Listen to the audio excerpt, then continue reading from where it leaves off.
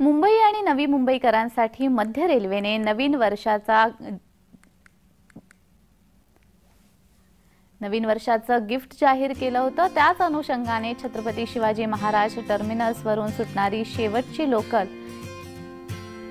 या लोकलचा पुरेपूर फायदा मुंबईकरांनी आणि नवी मुंबईकरांनी घेतलेला आपल्याला पाहायला मिळाला। या लोकल ट्रेनने मुंबईतील आणि नवी मुंबईतील असंख्य नागरिकांनी पुरेपूर लाभ घेताना दिसून आले।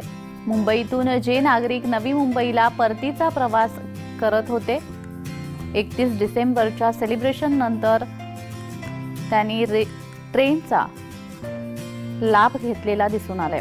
छत्रपती शिवाजी महाराज टर्मिनसवरून रात्री 1:30 वाजता ट्रेन सुटली आणि 2:40 ही ट्रेन पनवेल या ठिकाणी पोहोचली।